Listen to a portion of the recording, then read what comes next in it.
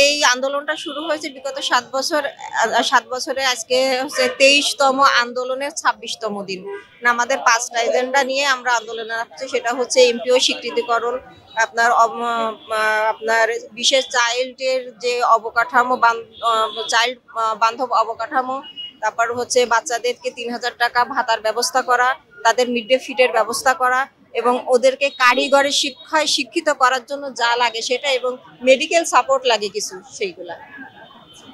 আপনারা দীর্ঘদিন ধরে বিভিন্ন কর্মসূচি দিয়ে আসতেছেন, এখন পর্যন্ত সরকার কেন আপনাদের দাবি গুরুত্ব করে দিচ্ছে?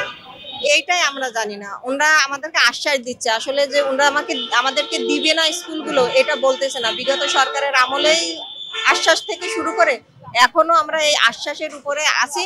তারা আসলে আমাদের কাছ থেকে কি চাচ্ছে সেটাও বলতেছে না, এবং কেন দিচ্ছে না সেটাও আমরা জানি না।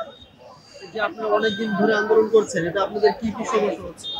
সমস্যার তো ভাই কোনো শেষ নেই। যেমন আমাদের যে 7 তারিখে লং মার্চ টু যমুনা ছিল, সেখানে আমার এই যে 2টো পা ইনজুরি হয়েছে, এবং আরো অন্যান্য বোন আছে, তাদেরও একজনের হাত ভাঙছে, একজনের চোখ নষ্ট হয়ে গেছে। ওই বোনটার বিয়ে হয়নি, আসলে তার চোখটা নষ্ট হয়ে গেছে।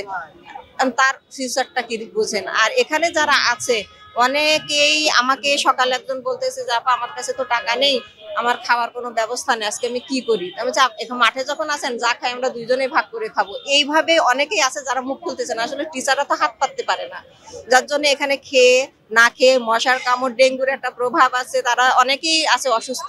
আমরা যে ওষুধ দেব, আসলে এখানে আমরা সবাই তো আন্দোলন করতে আসি, কেউ তো আসলে ওইভাবে অর্থ আমরা নিয়ে আসিনি। আমরা আসলে একজন আরেকজনকে অর্থনৈতিক সাপোর্টও করতে পারছি না। সবশেষ মন্ত্রণালয় থেকে আপনাদেরকে কি বার্তা দিয়েছে?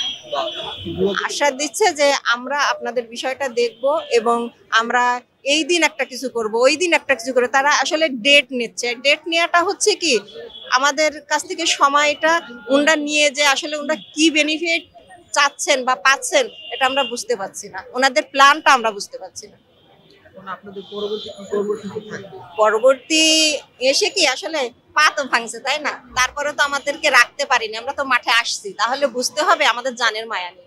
এরপরে যদি আসলে আমাদেরকে সেই রকম বিক্ষোভ মিছিল করতে হয় বা আন্দোলন করতে হয়, আমরা জানটা বাজি রেখেই করবো।